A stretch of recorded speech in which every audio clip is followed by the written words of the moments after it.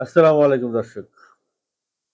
আজকের আলাপ করব উৎসব সিনেমাটা নিয়ে, আলাপ করব তাণ্ডব সিনেমাটা নিয়ে। উৎসব কি তাণ্ডবকে ছাড়িয়ে যাবে? মানে উৎসব তাণ্ডবের গ্রস কালেকশন কি ছাড়িয়ে যাবে? এটা একটা অসম্ভব ব্যাপার। তাণ্ডব যে রেন্টাল পেয়েছে সেই সিঙ্গেল স্ক্রিন থেকে সেই রেন্টাল নিতেও ক্রস করতে পারে না এই উৎসব। আর গ্রস ছাড়িয়ে যাওয়া তো দূরের বিষয়। অনেকে বলছেন তাণ্ডবের মেরে দিচ্ছে নাকি উৎসব। তাণ্ডবকে জিএম করে দিয়েছে উৎসব। অনেকে বলছেন। যাই হোক, তারা বলতেই পারেন। তাণ্ডবকে ক্রস করা উৎসবের জন্যে খুবই একটা দুঃসাধ্য বিষয়, তবে অসম্ভব নয়।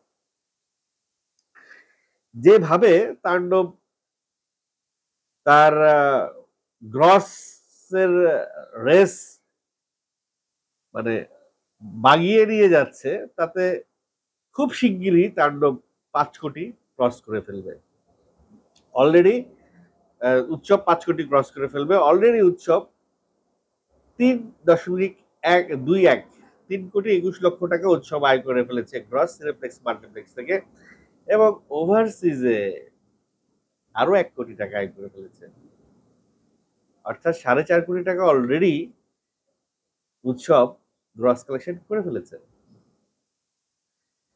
নতুন কোনো সিনেমা নাই। উৎসবের জন্য সবচাইতে পজিটিভ দিক হচ্ছে খুব শিগগিরই বাংলা কোনো নতুন সিনেমা আসছে না। আগামী যেকোনো একটি নতুন সিনেমা, বড় বাজেটের সিনেমা আসার আগ পর্যন্ত উৎসব কিন্তু টুই, টুই করে চলতেই থাকবে। অলরেডি ৪র্থ সপ্তাহ উৎসব যাচ্ছে। উৎসবের ৪র্থ সপ্তাহ দেখে মনে হচ্ছে এটি উৎসবের ১ম সপ্তাহ। উৎসব তার এ যাবৎকালের সবচাইতে বেশি সংখ্যক সিনেমা হল পেয়েছে গতকালকে, এবং সেটি পেয়ে তারা একটা খেলা দেখায় দিছে। ৪৬ টা শো পেয়ে উৎসব আয় করেছে ২৯ লক্ষ টাকা। আমার মনে হচ্ছে এখন উৎসবের শো যদি আরো বাড়ায় দেয়, আরো টাকা আসবে। যদিও গতকাল শনিবার, তার আগের দিন শুক্রবার ছুটির দিন ছিল। আজকে থেকে আবার শুরু হলো ওয়ার্কিং ডে। আজকে আমি উৎসবটা দেখবো, দেখবোই দেখবো। আমি এর আগে ২ টা অ্যাটেম্প্ট নিয়ে উৎসব দেখতে পারি নাই। আজকে যাব উত্তরা সেন্টার পয়েন্টে উৎসবটা দেখবার জন্য। গতকালকে আমাদের এক অভিনেত্রী শিখা বউ গিয়েছিল উত্তরা সেন্টার পয়েন্টে উৎসব দেখতে। টিকেট না পেয়ে সে একটা ভৌতিক সিনেমা দেখতে গিয়ে না দেখতে পেরে, যা একে তো ভৌতিক সিনেমা, তার উপরে দেখে কোনো দর্শক নেই। একা, একা অর্ধেক কোনো মতে দেখে বের হয়ে চলে আসছে। আমি অন্য কোনো সিনেমা দেখব না ভাই। আজকে উৎসব দেখতে যাব এবং উৎসবই দেখব। আমাকে গতকালকে মিতুল সাংবাদিক, একাত্তর টেলিভিশন কাম অভিনেতা একটা রিকোয়েস্ট করেছে যে, "ভাই, তাণ্ডব নিয়ে তো অনেক কনটেন্ট দিলেন। এবার অন্য সিনেমা নিয়ে কনটেন্ট দেন।" আরে ভাই, অন্য সিনেমা তো দেখি নাই। কনটেন্ট কি দিব? আমি উৎসব আর ইনসাফ, এই তাণ্ডব আর ইনসাফ দেখছি। এরপরে আর সিনেমা দেখি নাই। ইনসাফ দেখার পর আমার মনে হইছে তাণ্ডব দেখার পরে যারা ইনসাফ দেখবে তাদের কাছে খুব পাঞ্চে লাগবে সিনেমাটা। আমি যেহেতু রিভিউ দিব সিনেমা দেখে এসে, আমার রিভিউটা ভালো হবে না। ইনফ্যাক্ট ইনসাফের রিভিউটাও খুব বেশি ভালো দিতে পারেনি। অতটা ভালো আমার কাছে লাগে নাই। তো খামাখা একটা সিনেমার নামে বদনাম করব। অনেকে বলে যে আমাদের রিভিউ দেখে নাকি দর্শক হলে সিনেমা দেখতে যায় না। তো ঠিক আছে, রিভিউটা নইলে দিলাম না। সিনেমা দেখলাম না, পরে দেখব। দর্শক যাক, ১ মাস পরে রিভিউ দিব, সমস্যা কি? অনেকেই বলে। অনেকে সেই বিদেশ থেকেও ফোন দিয়ে বলে যে, "ভাই, তুমি এত আগে রিভিউ দিয়ে সিনেমার বাঁশ কেন মারছো?" ভাই, সিনেমার বাঁশ সিনেমাই মারে। কোন রিভিউয়াররা কখনো সিনেমার বাঁশ মারতে পারে না। দিন শেষে গল্পই প্রধান, দিন শেষে গল্পেরই জয় হয়। উৎসবের মেকিং, উৎসবের গল্প যদি জোর না থাকতো, উৎসব এত ভালো করতেও পারতো না। ইনসাফের গল্প, ইনসাফের মেকিং যদি এত জোর থাকতো, তাহলে ইনসাফের উৎসবের চাইতে ভালো করবার কথা ছিল। ইনসাফ সেটা করতে পারে নাই। ইনসাফ কেন? নীলচক্র পারে নাই, এশা মার্ডার পারে নাই। তাদের মেকিং, তাদের গল্প বলার স্ট্যান্ডার্ড, তাদের মেকিং স্টাইল, তাদের দর্শককে সিনেমায় বুথ করে রাখার যোগ্যতা, এগুলো কিছুই নাই সিনেমার মধ্যে। যদি থাকতো তাহলে ওয়ার্ড অফ মাউথে এটা ছড়ায় পড়তো, যেমনটা উৎসব ছড়ায় পড়ছে, এবং মানুষ ভিড় করতো সেই সব সিনেমাগুলো দেখবার জন্য। রিভিউয়ারদের কথায় মানুষ সিনেমা দেখবে বা রিভিউয়ারদের কথায় মানুষ সিনেমা দেখে না, এটা একেবারেই যে ভুল তাও না। আছে 2 থেকে 4% লোক আছে যারা রিভিউয়ারদের কথা শুনে বিশ্বাস করে এবং মনে করে যে না, এই সিনেমাটা দেখা ফালতু কাজ হবে। আছে, একেবারেই যে নাই তা না, খুবই সীমিত সংখ্যক লোক। ভাই, সিনেমা মুক্তির পরে ট্রেলার দেখে মানুষ ডিসাইড করে নেয় যে আমি সিনেমাটা দেখবো কি দেখবো না। আপনার ট্রেলারে যদি আকৃষ্ট করতে পারেন তাহলে সিনেমার প্রথম 2-3 দিন তো ভালো যাবে, কিন্তু প্রথম 2-3 দিন পরে আর সিনেমা ভালো যাবে না যদি সিনেমার ভিতরে মাল মশলা না থাকে। সিনেমার ভিতরে যদি দম না থাকে তাহলে সেটা আর ভালো যাবে না। যেমনটা মুখ থুবড়ে পড়েছে এই নীলচক্র এসে মার্ডার আর ইনসাফ। টগর তো সেই বগর বগর করতে ঢাকার বাইরে চলে গেছে। টগরের তো সিনই নাই, সিন পার্টি নাই এখানে কোনো। উৎসবের এই উৎসব আমাকে উৎসব পালন করতে খুব মানে করছে, ধাবিত করছে। মুক্তির 22তম দিনে এসে উৎসব এখনো অব্দি সর্বোচ্চ কালেকশন দিল, অতিক্রম করেছে গত শনিবারের 26,75,000 টাকার সেল। উৎসব সিনেমার শো বেড়েছে 4টা, টোটাল শো ছিল 46টা, টোটাল হাউসফুল গেছে টোটাল হাউসফুল গেছে বোধহয় 21টা, এবং 2টি শো ছিল দিন শেষে। উৎসব সিনেমার শো বেড়েছে লায়ন সিনেমায় 3টা, মণিহারে স্টার, সিলেট মুভি থিয়েটারে 3টা, মহামণি 3টা, মধুবনে 4টা, গ্র্যান্ড রিভার 3টা মিলিয়ে সিনেমাটির মোট শো 46টার মধ্যে সিনেপ্লেক্সের 21টা শো এবং রাজশাহীর রিভার ভিউর সিনেপ্লেক্সের 2টা শো হাউসফুল ছিল। 21 আর 2, 23টা শো হাউসফুল 46টার মধ্যে, মানে এখনো 50% শো হাউসফুল যাচ্ছে উৎসবের, তাও চতুর্থ সপ্তাহে এসে। This is miracle, absurd. এত ভালো যাচ্ছে উৎসব। ভাই, এখানে তো শাকিব খান নাই, এখানে আফরান নিশো নাই। সিনেমা হিট করানোর জন্য, সিনেমা সুপার হিট করার জন্য সুপার স্টার কাস্ট লাগবে। একেবারে ভুল প্রমাণ করে দিল উৎসব। এর আগে ভুল প্রমাণ করে দিয়েছিল হাওয়া, এর আগে ভুল প্রমাণ করে দিয়েছিল চঞ্চল সাহেবের মনপুরা, তারপরে ভুল প্রমাণ করে দিয়েছিল চঞ্চল সাহেবের আয়নাবাজি। ভাই, সিনেমা চায় একটা গল্প, একটা গল্প যেটা দর্শককে টাচ করতে পারে, দর্শকের হৃদয় ছুঁয়ে যেতে পারে, দর্শক একটা কোয়ালিটি টাইম স্পেন্ড করতে পারে 3-3.5 ঘন্টার হলের মধ্যে, গল্পের মধ্যে বুঁদ হয়ে থাকতে পারে। সেই গল্পটা উৎসব দিতে পেরেছে। ইভেন কেউ কেউ যে লোক লোক কিছু কিছু লোক যে বলছে উৎসব তাণ্ডবকে বিট দিচ্ছে, হ্যাঁ ট্রু, আসলেই বিট দিচ্ছে। তাণ্ডবকে ছাপিয়ে যাচ্ছে উৎসবের সেল, যদিও তাণ্ডবের শো অনেক কম, শো কমাই দেওয়া হয়েছে।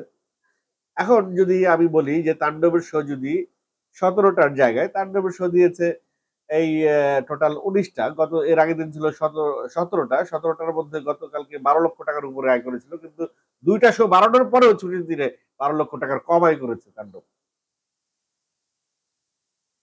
শুক্রবারে তাণ্ডবের যে সেল ছিল সেই সেলের তুলনায় শনিবারে এসে সেই সেল ড্রপ করেছে।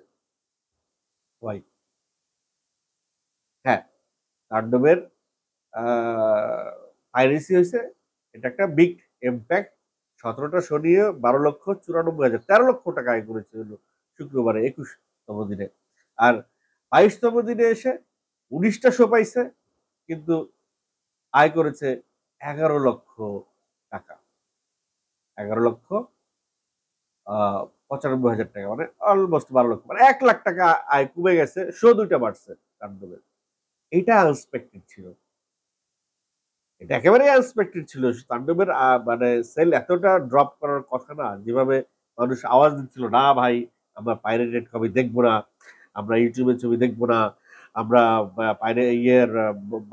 ঘরে বসে সিনেমা দেখে মজা নাই, তাণ্ডব আমরা হলে গিয়ে দেখবো, এই সমস্ত কথা শেষ অবধি আর টিকলো না। তারা যে যার মতো করে ওই ইউটিউবে বসেই তাণ্ডব দেখে ফেলছে বা দেখছে, এখনো ইউটিউবে তাণ্ডব পাওয়া যাচ্ছে। আমি জানি না কি স্টেপ বা কি পদক্ষেপ তারা নিল, I not satisfied at all পুলিশি কার্যক্রমে। তবে উৎসব যে এত ব্যবসা করছে, উৎসব কেন পাইরেসি হলো না? আমার একটা প্রশ্ন দিন শেষে, যে যেই সিনেমা ভালো ব্যবসা করে সেই সিনেমা পাইরেসি হয়ে যায়, তাহলে উৎসব কেন হলো না? অনেকে বলছেন ইনসাফ নাকি পাইরেসি হয়েছে, বাট ইনসাফের কোনো পাইরেটেড কপি আমি পাইনি।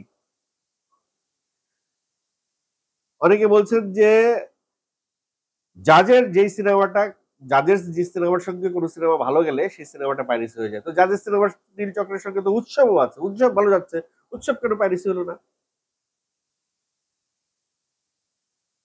উৎসব টিমের এমন কি ম্যাজিক, তারা এমন কি দর্শন ফলো করেছে, যে দর্শনে তাদের চলার জন্য উৎসবকেও পাইরেসি করতে পারলো না? হোয়াট? যেভাবে উৎসবের সেল এরকম লাফদে লাফদে বাড়ছে, তাতে তো মানুষের যে আগ্রহ তৈরি হয়েছে উৎসব দেখবার জন্য, সেইটাতে তো উৎসব পাইরেসি হয়ে যাওয়ার কথা হচ্ছে না।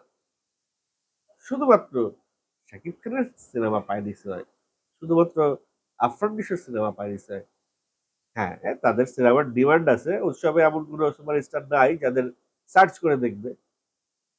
আচ্ছা, পাইরেসি হওয়ার একটা গল্প আমি এর আগে বলেছি আপনাদেরকে, কেন পাইরেসি হয়, কিভাবে পাইরেসি হয়, প্রসিডিউরটা কি।